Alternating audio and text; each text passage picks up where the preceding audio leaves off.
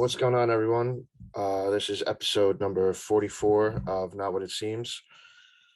So to start off, let's get into some CBA negotiation updates, which there aren't many of at the moment.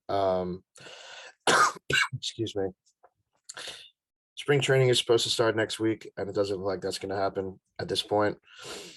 Last talks were that they needed a mediator to come in and kind of try to even things out with both sides, I believe. And now I don't even think that's going to happen anymore.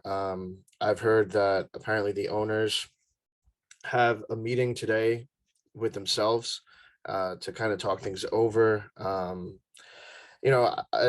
What you've been hearing is a lot of the two major issues are they want younger players to be able to get paid earlier, so they want less years of arbitration, less years of team control, which younger players have probably earned the right for. Players like Juan Soto should probably be getting paid more. Ronald Acuna Jr. took the team-friendly contract, but he could have definitely been making more money. Guys like that, they should really be making more money. They're not making much, especially when they play in the minors. To come to the major league level, you should be able to get paid right away.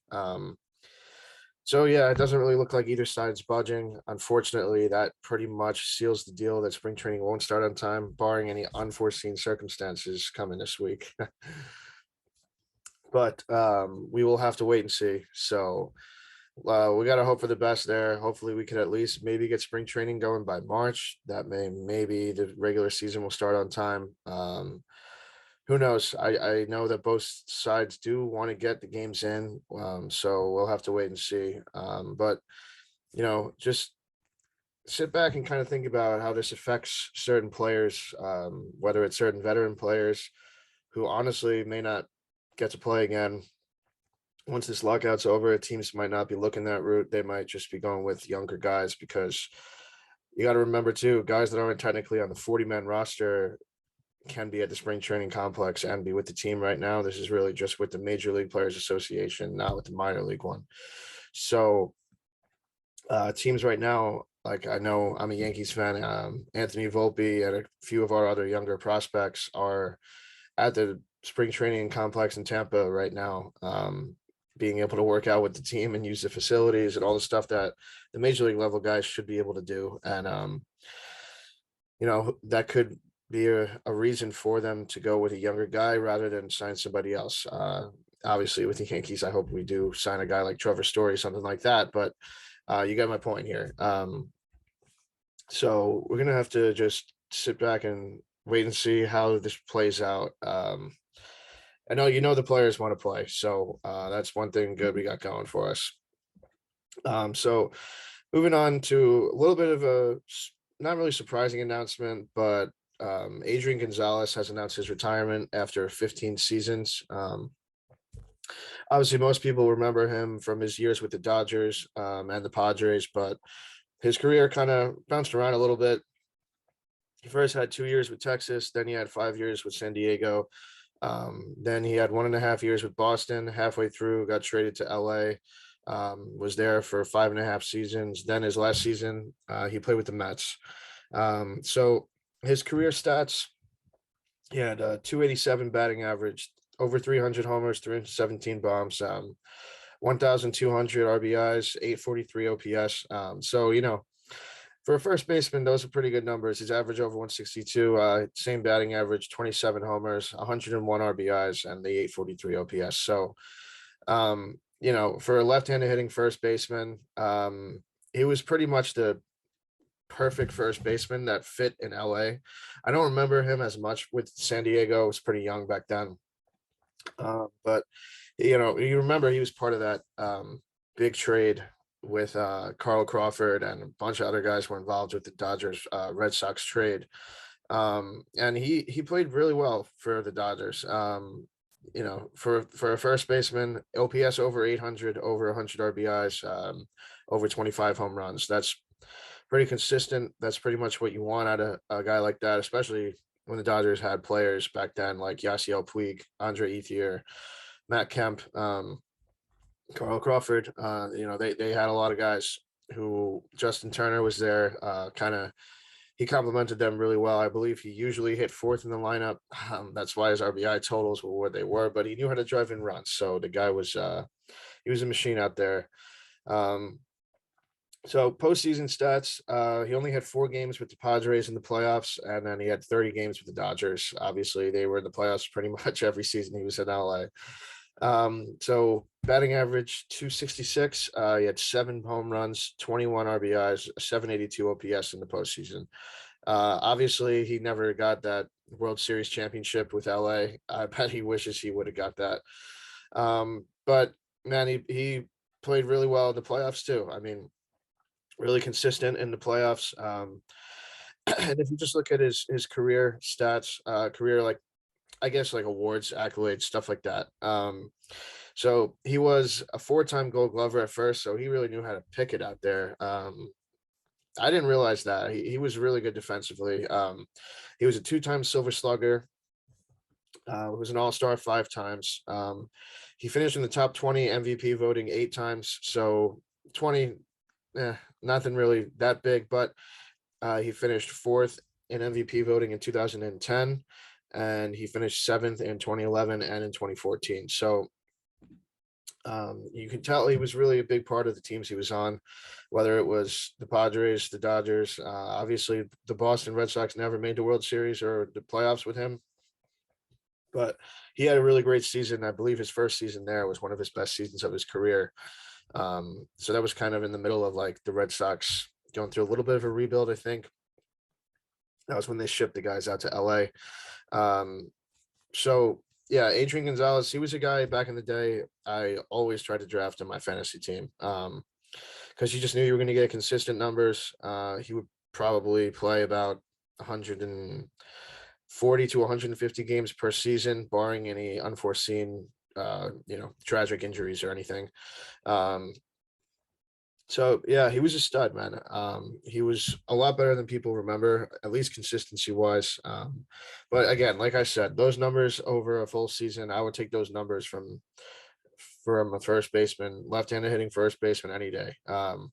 He was never really going to hit like 40 homers and drive in 120, but these are pretty solid numbers and hell of a career. I think he's 39 years old. I believe the last time he played was in 2018. So we kind of knew this was coming.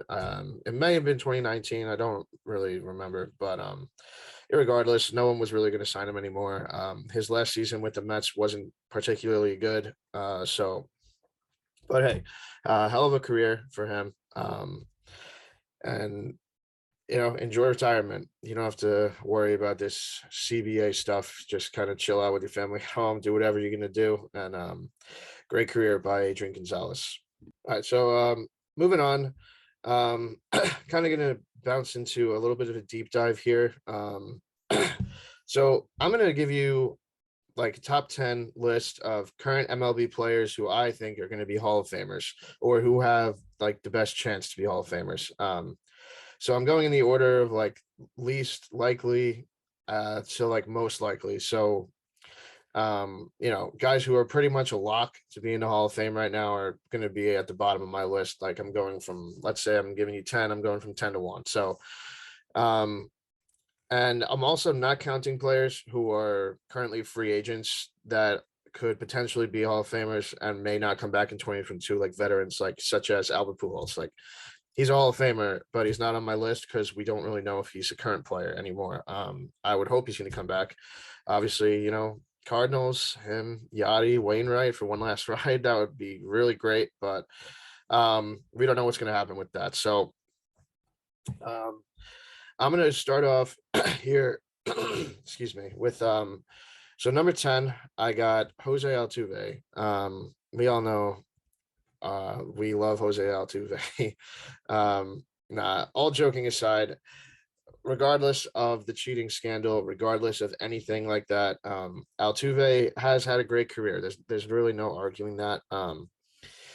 And again, this is the Hall of Fame. We've kind of talked about how I feel about the Hall of Fame guys. Even if you took steroids, you should be in the Hall of Fame because it's not the museum of great personalities. It's a great museum of baseball stats.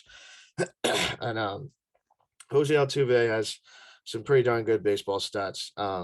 So right now he's 31. He's going to be entering his 12th MLB season this year. And his career stat line, he's got a batting average above 300. He's got an OPS above 800. He also has over 250 stolen bases. Right now he has 1,777 hits. So if you do the math, he's pretty much on pace to get over 3,000 hits if he stays healthy. He's led the league in hits twice. He was a 3-time American League batting champion, 7-time All-Star, 2-time stolen base champ. He was a Silver Slugger 5 times. He also won 1 Gold Glove. When you think of Altuve, you don't necessarily think of a good defender. I think that may have been in 2015 when he got the Gold Glove, like that first year that they kind of took the hump over the rebuild. He also won the MVP in 2017. A lot of people argue that it should have gone to Aaron Judge, including myself, but that's kind of not the point now. He does have the MVP in his belt now. So that's another thing he has. Like I said, he won the World Series in 2017 with the Astros. Again, I think if you get to 3,000 hits, you got to be a lock. I know people don't really talk about batting average, stuff like that anymore.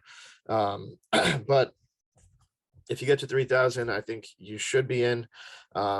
It's going to be interesting. There's going to be some controversy about the Astros cheating scandal because are you going to let these guys in if you're the baseball writers, but you didn't let in steroid guys just because of their character? So that's really going to be an interesting case. Obviously, Carlos Beltran is going to be on the ballot way before anybody else is from that team. I believe maybe even next year or the year after, because he retired in 2017. Yeah, so I think next year he's going to be on the ballot. That's going to be a pretty interesting case because obviously Beltran had a fantastic career. But our guy's going to look at that and say, well, he shouldn't be in because of that. Pete Rose technically isn't in either, even though he should be for a totally different reason than steroids. So it's going to be interesting, but I think Altuve will probably be a Hall of Famer. If he stays on pace like this, he should be. So going with Altuve at number 10.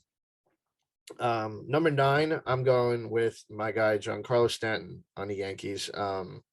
So Stanton is 31 years old too, but he's entering his 13th MLB season. So he got into the league about a year before Altuve did. So Stanton, his career stat line, 268 batting average, 347 homers. So the home runs are probably what I think is going to get him in. He had a career OPS over 900. He's got a 901 career OPS, 893 RBIs. So he drives in a ton of runs too. So like I said, he's currently at 347. Let's say Stanton plays through, I believe his contract is through his age 41 or 42 season. So let's say Stanton plays through when he's like 40. So we won't give him those last 2 seasons on the field. Maybe he will, because he's probably going to be a complete DH at that point. I don't really think there's much arguing when he's 39 years old. He's going to be playing the outfield, but who knows? So he's currently on pace to have at least 500. He's got a chance for 600 if he stays healthy. If he has a few monster seasons like he did during his MVP season, then you're pointing numbers at 700, but he's 31 years old, so he probably will not be getting too much more seasons where he's getting close to a full season in. But you obviously hope for that because, especially if you're a Yankees fan like myself. But yeah, Stanton led the National League in home runs twice. He led the NL in RBIs once. He's a 4-time All-Star, 2-time Silver Slugger. Also, Stanton has that 1 MVP from 2017. I think when you look at the Hall of Fame, guys that get MVP votes during at least one season, I feel like that's kind of a big deal for me because it means that they really were the best player in their entire league for an entire season. And I know it's just 1 year. There are plenty of guys who have won MVP who won't be Hall of Famers, but I just think it's kind of an extra thing for them to say, like, well, I was the MVP of the league this year. The biggest thing for me with Stanton is just if he stays healthy, if he hits, I would say if he gets to 600, so he's basically at 350 right now. So that's 250 more homers. If he plays another 9 seasons, I would say that's extremely doable if he stays healthy. Always a big if with Stanton. Obviously, it's always a big if with him and Judge on the Yankees, but they both played pretty much entire season last year, and look at how good they did. Talked a little bit about it last week how the Yankees should have probably been worse. These two guys were definitely not the problem. So moving on, number 8, I'm going to go with Nolan Arenado. So Arenado is a year younger than these guys. He's 30, and he's entering his 10th MLB season. So, he's had a 288 batting average, 269 homers, 880 OPS, 865 RBIs. So the dude, he drives in runs. And again, a lot of people are going to say, well, Colorado kind of helped him out, which he didn't really have a choice. Okay. When he signed those 2 years extra in Colorado before he got traded over to St. Louis, then he had a choice, sure. But when he didn't have a choice being drafted there, it wasn't his decision. He's currently at 269 homers. He's age 30, so he's probably going to play through his age 40 season. I would say he's definitely got a pretty good shot at 500 home runs. If anything, he'll probably be between 450 and 550, but if he has a couple more monster seasons over there in St. Louis, he could easily get to 600. He's a home run champion in the National League 3 times.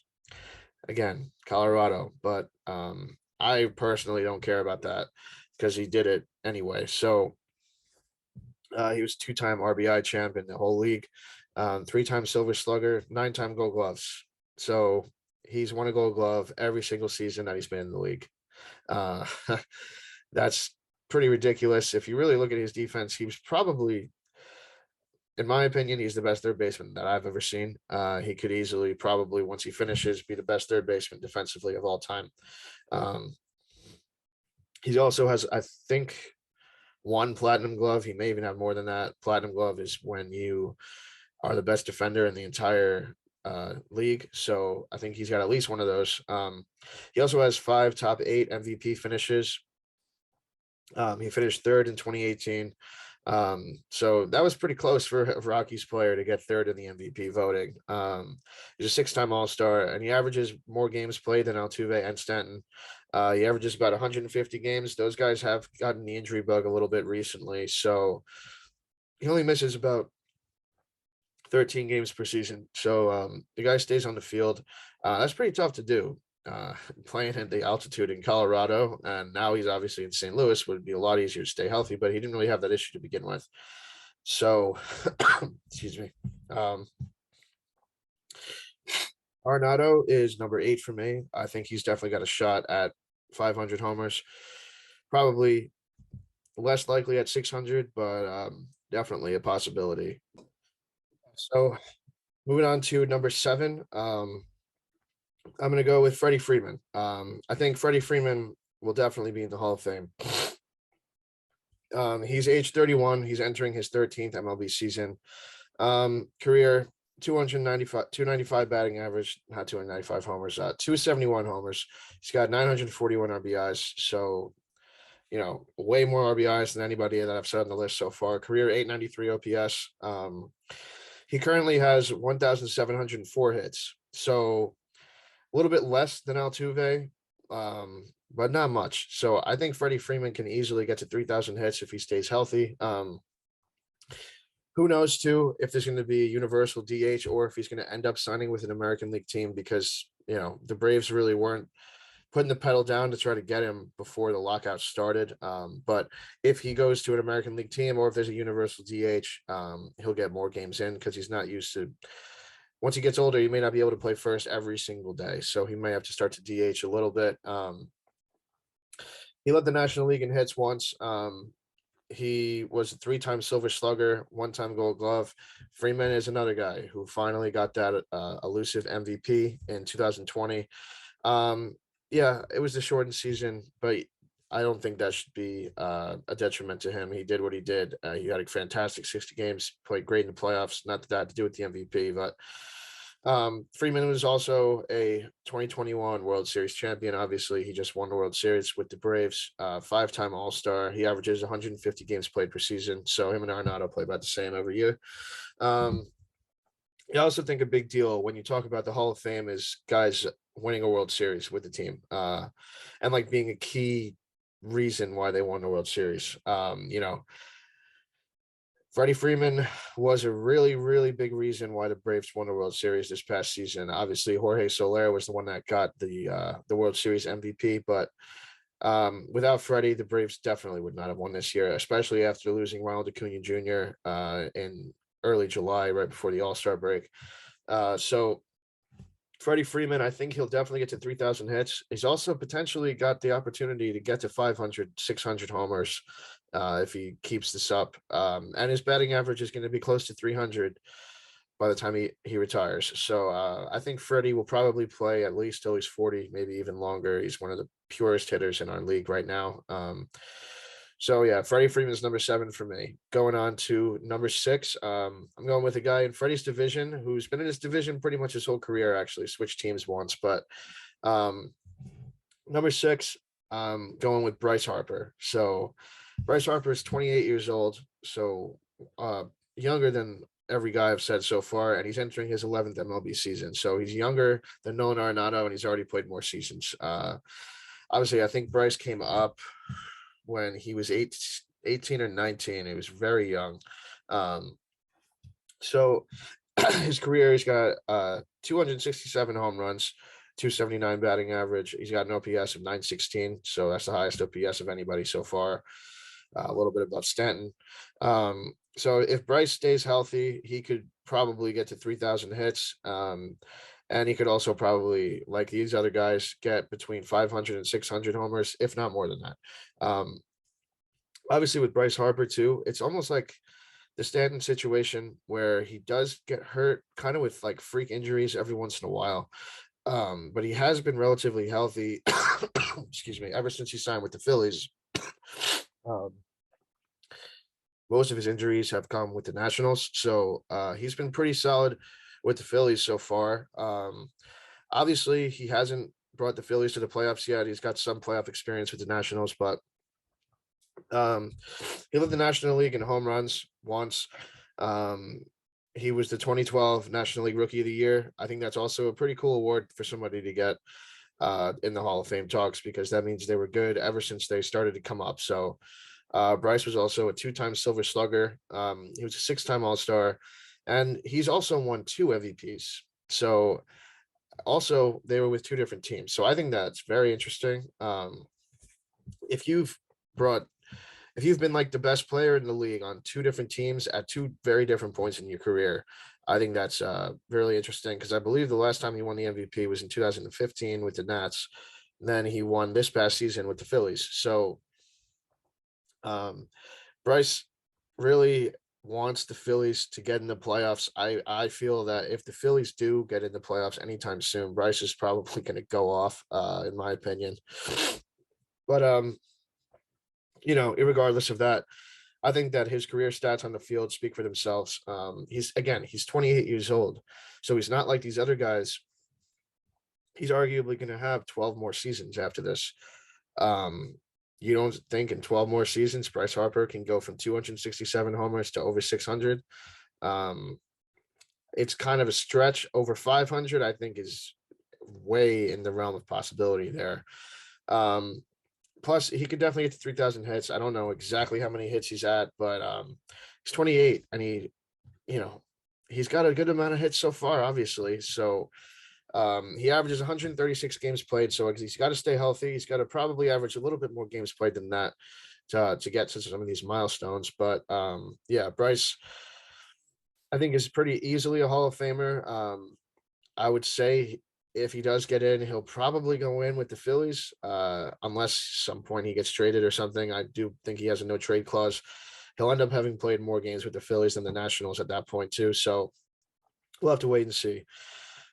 So number 5, I got Mike Trout.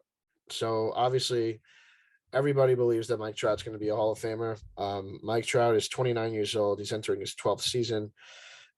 So he's played one more year than Bryce. So over his career, 305 batting average, 310 homers, 816 RBIs. He's got an OPS of 1.002 and 203 stolen bases. If he stays healthy, he's on pace for 3,000 hits, easily on pace for 600 homers, if not more than that.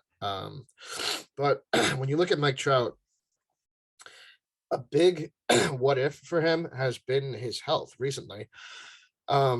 So right now, his average games played per season is 133. And I bet like 3 or 4 years ago, that was probably closer to at least 150. He's gotten hurt a lot over the past few years. But if you look at the career over him, he's led MLB in runs scored 4 times. He's led the American League in RBIs once. He led MLB in stolen bases once. He led MLB in OPS 3 times. He was also the 2012 AL Rookie of the Year. So him and Bryce were Rookie of the Year at the same time for both leagues. He was a Silver Slugger 8 times, 9-time All-Star. He was a 3-time MVP award winner. And he still probably could get more if he stays healthy and plays the way that we know Mike Trout could play. 3 MVPs, probably going to get to 600 homers and 3,000 hits. That's a lock. That's about as lock as it could be. The only reason he's this low on my list is because he's younger and you don't know what could happen for the rest of his career. There are some guys that are a little bit older that are probably way more surefire Hall of Famers than him at this point, but I don't see a world where he doesn't get into the Hall of Fame. I think even if he has mediocre numbers for his next 11 seasons or so, he's probably the best player of this entire generation, barring any injuries. So Mike Trout is at number 5 for me. Now, moving on to these last 4 guys.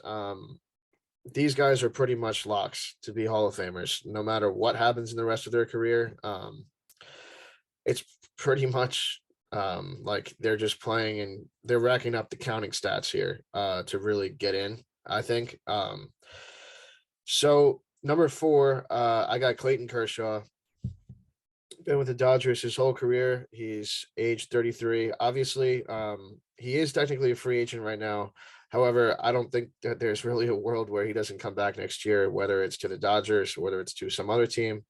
You know, I don't see a world where he retires. He's only 33 years old. I know he's played 15 seasons, but I think he's going to keep wanting to get another World Series title. So over his career, he's got a 2.49 ERA. He's got a WHIP of 1.004, pretty astronomically low. He's got over 2,600 strikeouts, so he'll probably get to 3,000 strikeouts at some point. He will also probably have an ERA below 3 when he's ready to go in. He's led the MLB in ERA 4 times. He led the National League in strikeouts 3 times. He led MLB in strikeouts per 9 once too. So he really had the strikeout numbers were insane for him. He was a 3-time Cy Young Award winner. And a lot of people forget this. He also won an MVP, which is pretty crazy for a pitcher. You really don't see pitchers. I think he probably actually was the last pitcher to win an MVP. So Kershaw was a stud. He was an 8-time All-Star. He is a stud. He's an 8-time All-Star. He's won a Gold Glove once too.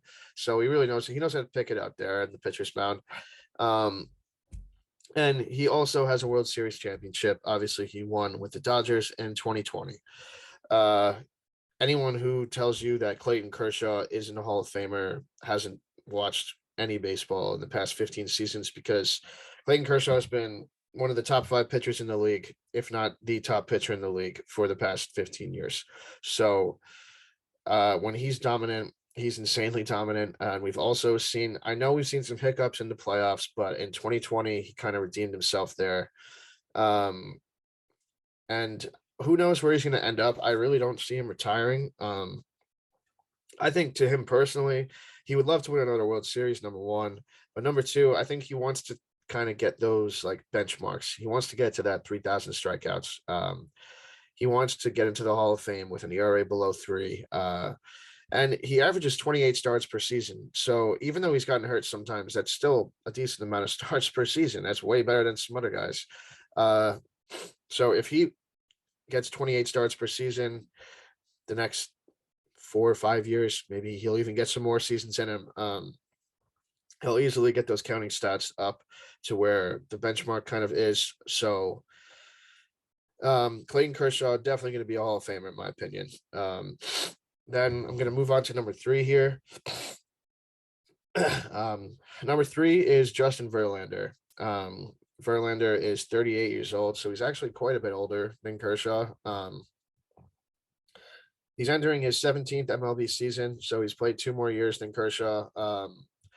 His career, he's got a 3.33 ERA. He has over 3,000 strikeouts already. So he also already eclipsed 200 wins. Not that people really look at wins losses anymore, but I think it's still relevant in the sense that they were out there giving their team an opportunity to win. He led the American League in ERA once. He led MLB in WHIP 3 times. He was a 2006 American League Rookie of the Year. That was back with the Tigers. He was a 2-time Cy Young Award winner. One was with the Tigers, and one was with the Astros. I think back in 2019, he won it with the Astros. He was also an MVP as a pitcher as well. I don't know if his was before or after Kershaw's was, but I think these were both the last 2 guys to really do that. And even though Verlander is coming off the Tommy John surgery, he's averages 32 starts per season. So obviously he probably won't get 32 starts this year. The Astros might be a little careful with him.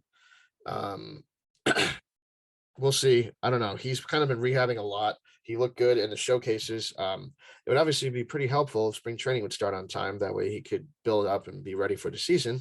But he's probably doing that on his own. And obviously, too, Verlander did finally get the World Series in 2017 with the Astros.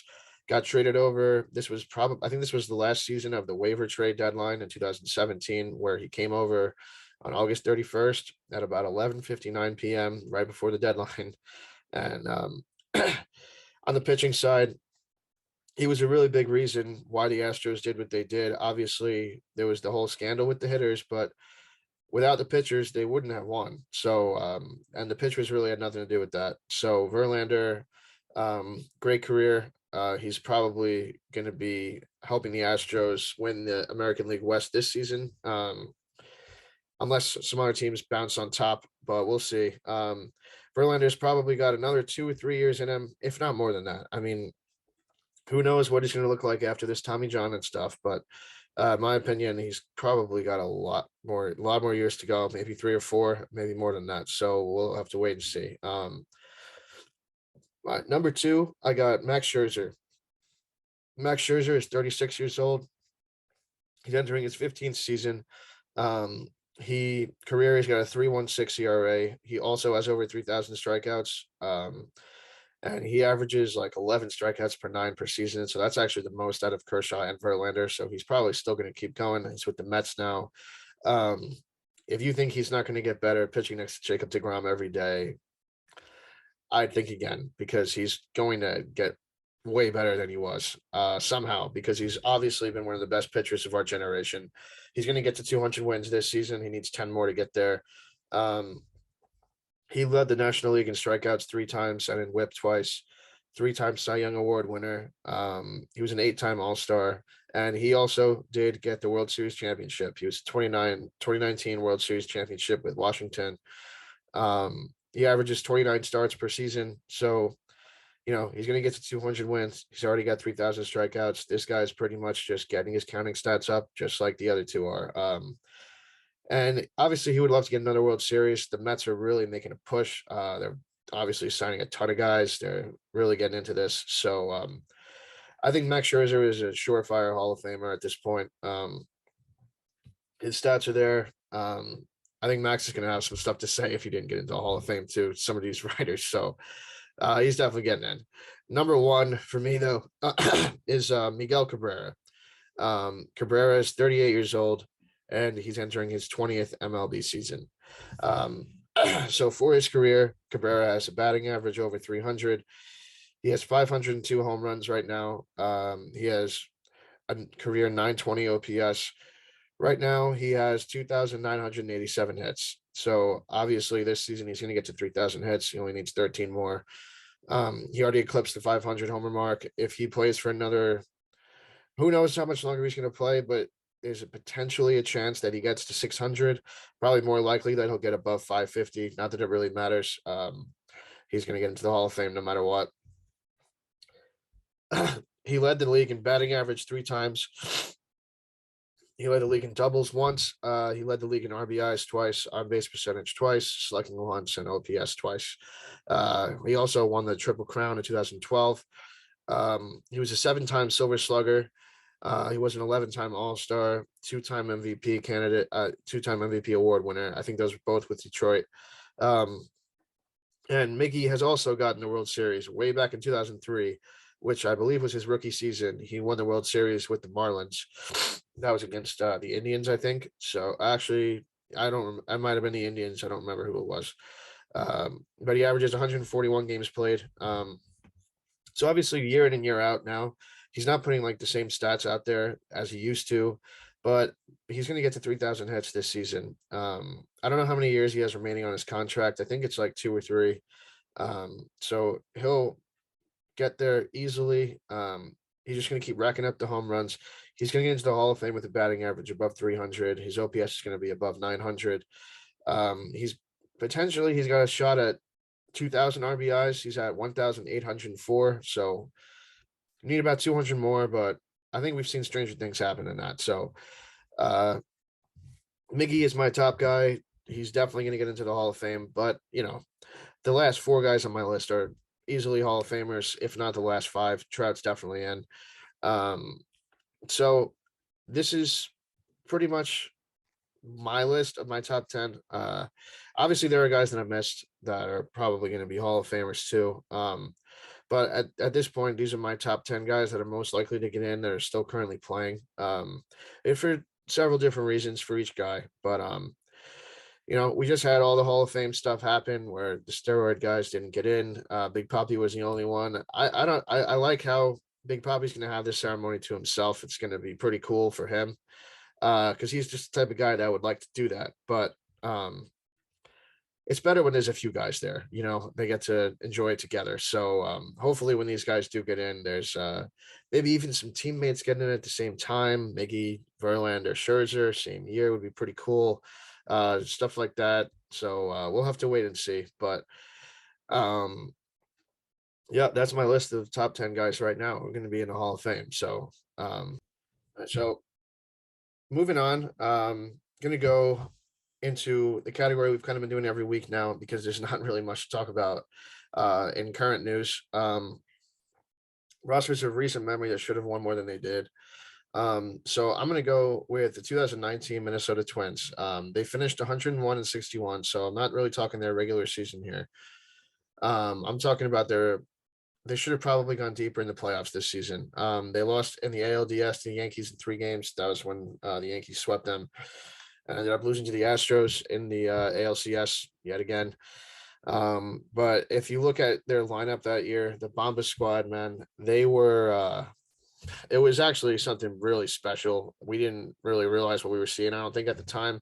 I don't know if that's going to happen again. Obviously, we've seen the juice ball scenario back in that during these seasons, so we don't really know how much that affected it. But if you look at their lineup, it was Max Kepler was leading off most of the time. He had 36 homers, 90 RBIs, 855 OPS. Then you had Jorge Polanco, usually hit second, 22 homers, 79 RBIs, 841 OPS. Then you had Nelson Cruz, who hit above 300, plus he had 41 homers, Plus, he had over 100 RBIs, and he had an OPS above 1,000, about above 1.0, 1,000. Then you had Eddie Rosario. Eddie Rosario hit 32 homers, had 109 RBIs. That led the team. So he led the team in RBIs that season. He had an OPS of 800. Then you had Mitch Garver, who really broke out this season in like a huge way. The catcher over there. In 93 games, he had 31 homers and a 995 OPS. So that was pretty nuts in only 93 games. Then you have Miguel Sano, who had 34 homers this season, 923 OPS. CJ Crone was the everyday first baseman here this season. He had 25 bombs, 780 OPS. Then you had Jonathan Scope, was the everyday second baseman most of the time. 23 homers, 777 OPS. Byron Buxton missed about half the season this season. He played 87 games, but he had an 827 OPS. He had 10 home runs and 14 stolen bases. So, man, if you look at this team, they didn't have a guy that had an OPS below 777. And most of the guys had an OPS way above 800, like Kepler, Polanco, Cruz, Rosario, Garver, Sano, and Buxton all had OPS above 800. Pretty insane if you think about it. What I actually forgot about this season until I was looking into it was that they didn't even have Josh Donaldson at the time. This was the year that Josh Donaldson played for the Braves. So they were putting up insane home run numbers like this without even having the bringer of rain there. Cruz had over 40 homers, like I said, but most guys had at least 25. Most guys had above 30. I mean, that's just pretty remarkable. You really didn't see that a lot last year with any teams. Again, you can look at the juice ball scenario all you want, but this team was really special to watch, and they really probably should have made it farther in the playoffs that season. And if you look at their pitching, this was, their starting pitching was probably the biggest problem. They had Jose Barrios at the top. He started 32 games there. He had a 3.68 ERA, 195 strikeouts. So, I mean, that's pretty much ace numbers from a guy. Maybe you want his ERA to be a little bit lower, but he was pretty solid that season. Excuse me. Then right behind him, you had Jake Odorizzi, who pitched in 30 games. He had a 3.51 ERA, 178 strikeouts. So those two guys, pretty solid. Pretty good seasons. Those are also two guys, I know they kind of fumbled a little bit in the playoffs, but those are two guys, after those seasons that they had, I would be pretty confident going into any series. Obviously, they didn't really have it against the Yankees, but then you had Michael Pineda, who 26 starts, he had a 4.01 ERA, so pretty average there. Kyle Gibson had a 4.84, not really too good. And then you had Martin Perez had an ERA above 5. So those guys in the playoffs, obviously, you can't really count on. The last two. Maybe even Pineda is a little iffy to count on. But if you look at their bullpen, they used their bullpen a ton after their starters kind of got lit up in that ALDS. But they had Taylor Rogers, who had 30 saves that season. Then you had Trevor May, who had a 2.94 ERA. Tyler Duffy had a 2.50 ERA. You had Ryan Little had a 3.81, and then Ryan Harper had a 3.81. Zach Little had a 2.68 ERA. So these guys their top 5 guys all had ERAs below 4. 4 out of 5 of these guys had ERAs below 3. So their bullpen was clearly not the issue. Their bullpen kind of let them down a little bit in the series against the Yanks as well. But if you look at their bench, they had Marwin Gonzalez. Gonzalez had 15 homers this season, 55 RBI. So he played a decent amount. I believe this is when Buxton was injured. You had Luis Ariz, who kind of started to play some second base a little bit when Scope struggled sometimes, but he had an 838 OPS and an above 300 batting average in 92 games. They had a few other guys like Adrianza, Jake Cave, Jason Castro, all had OPSs above 765. Castro had 13 homers as the backup catcher, so obviously Garver had his hands on the wheel this season, but Castro contributed when he played. So, but again, if you look at the ALDS stats against the Yankees, their offense, they had 101 at bats, .218 batting average, 4 homers, 7 RBIs, 697 OPS, only 1 stolen base, and 7 runs scored. So in the 3 games, they only scored 7 runs. Their starters over 11 innings pitched had an ERA close to 8. That's not going to really work in the playoffs. Only 11 strikeouts over 11 innings pitched, too. Not very good. And their bullpen had 12.6 innings pitched. They had an ERA right around 14.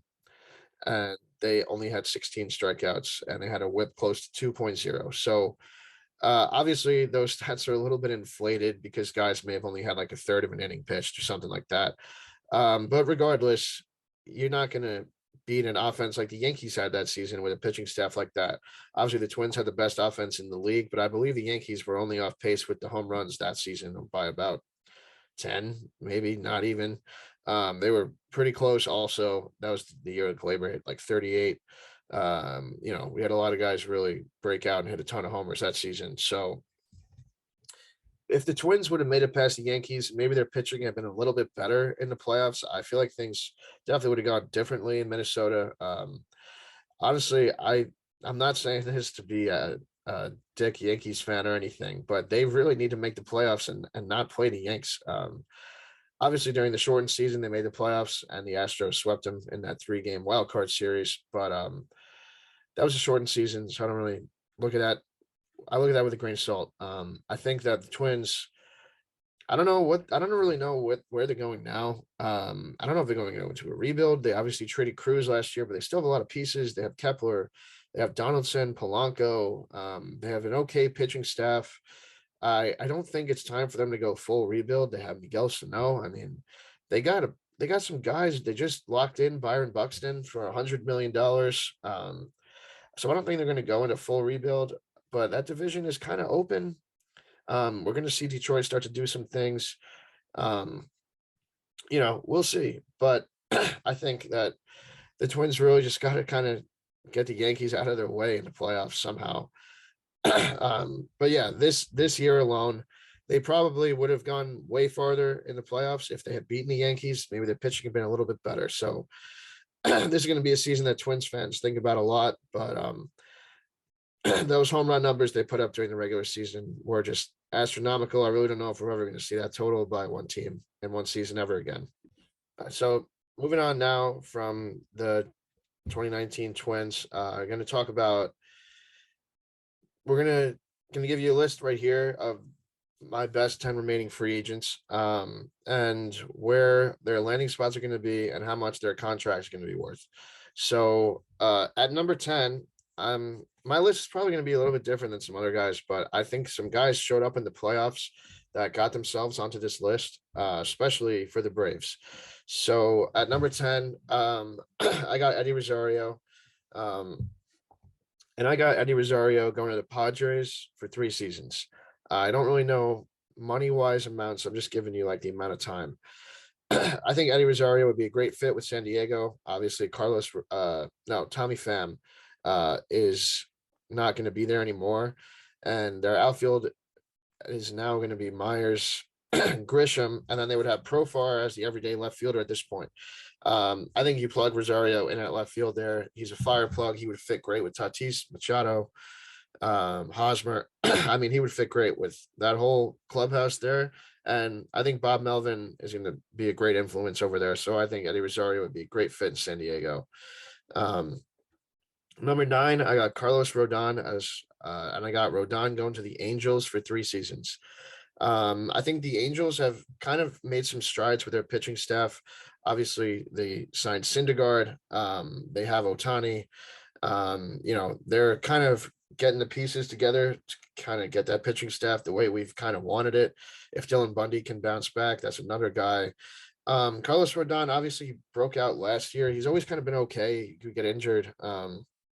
But you saw how passionate he was with the White Sox last season. I think the White Sox kind of have a good amount of pitching where they don't necessarily need to re-sign him because I think he's going to make a lot more money than he did last year.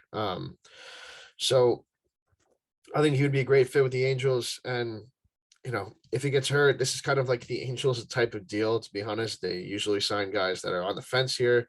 They might end up really great. They might not. So we'll see. But I think Rodon would be a great fit with Anaheim. So moving on, I got Jorge Solaire as my number 8 free agent. Like I said before, he was the World Series MVP in 2021. I think he would be a great fit with the Brewers. Obviously, the Brewers lost Avisario Garcia to the Marlins.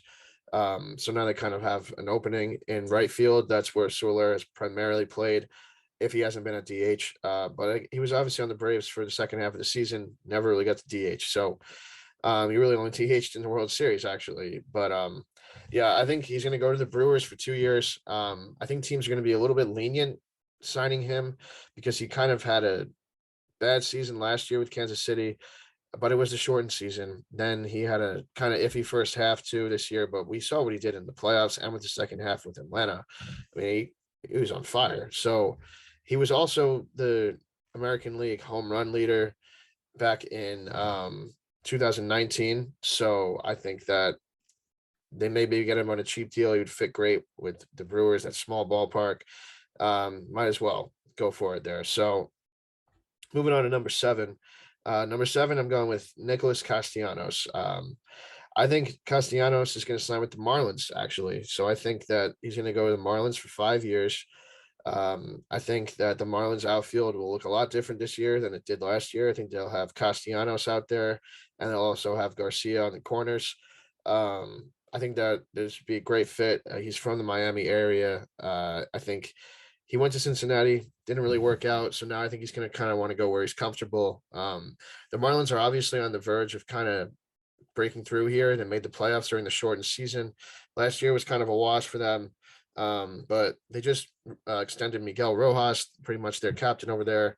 They got an insanely great pitching staff. Sandy Alcantara, Sixto, Pablo Lopez, Alicia Hernandez, Tyler Rogers is the guy who was a rookie last season. So I think that they're kind of on the brink here of breaking out. And I think that Castellanos would be a great fit there. Number 6, I'm gonna go with Clayton Kershaw.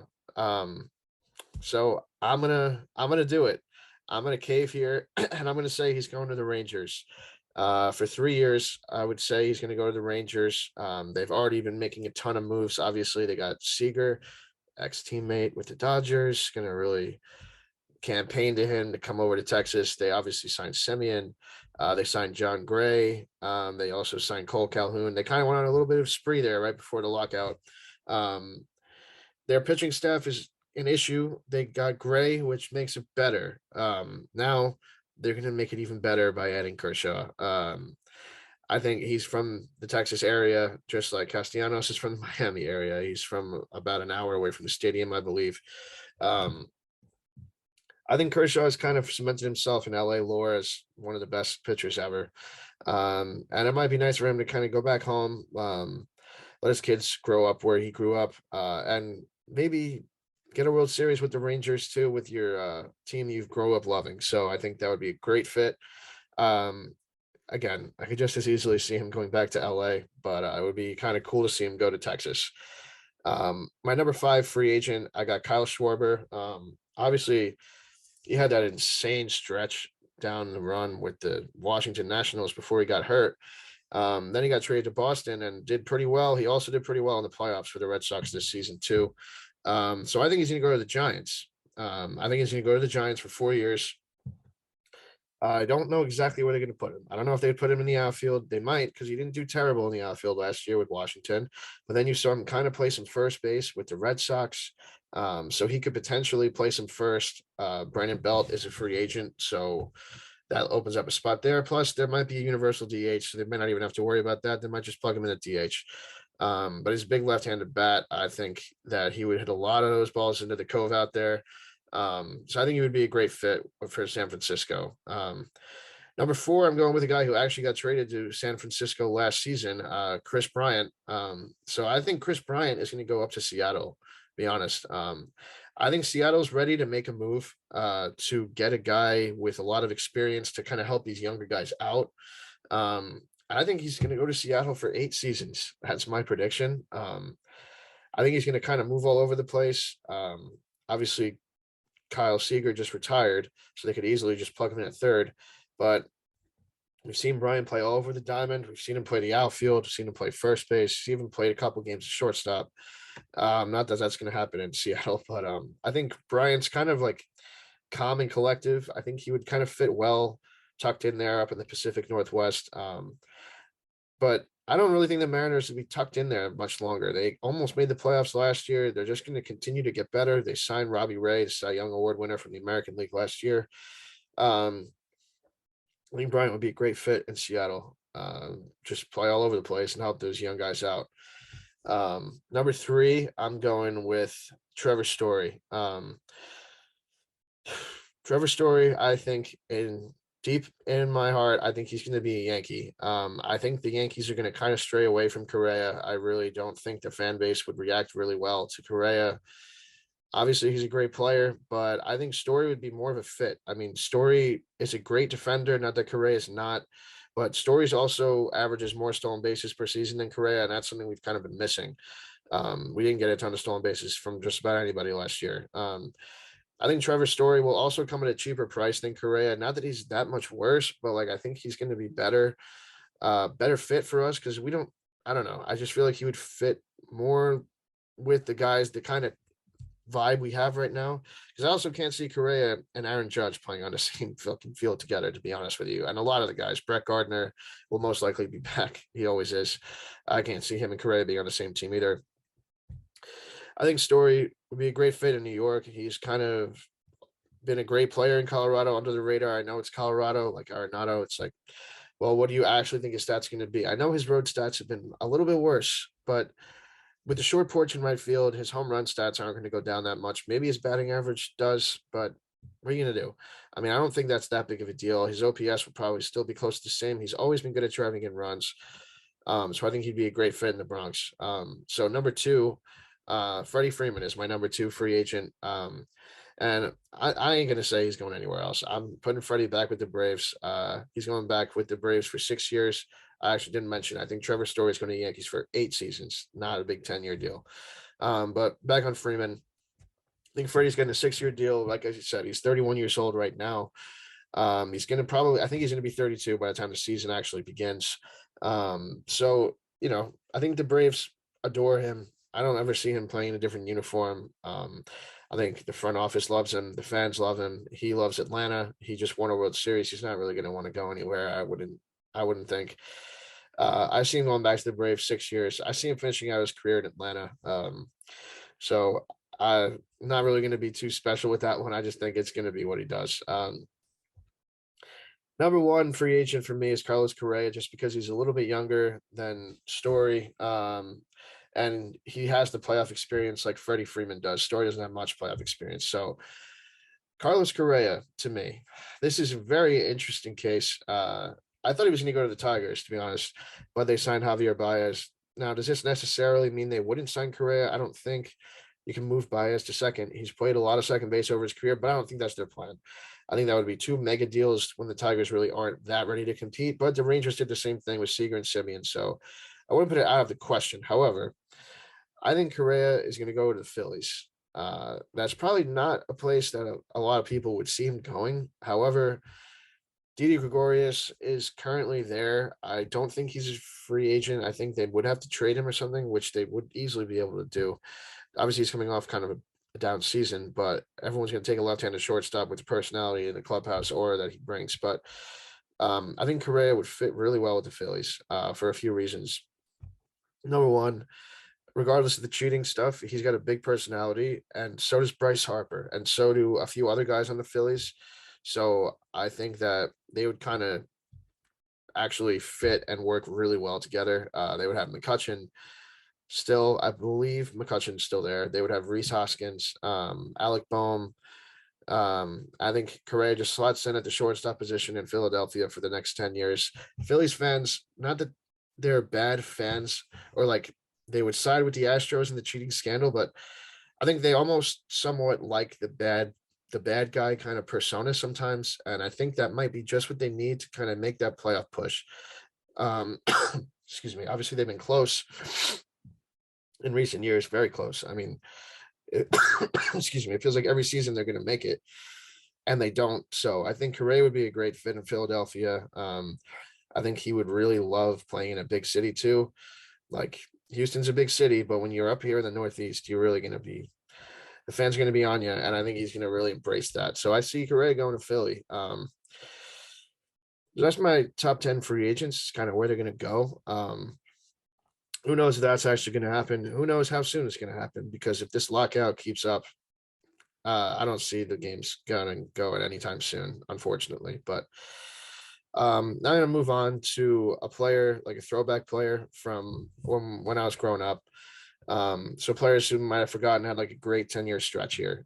So I'm actually going to go with Brandon Phillips. I feel like a lot of people don't really remember how good he actually was at second base. He was with the Reds for these whole 10 years, honestly.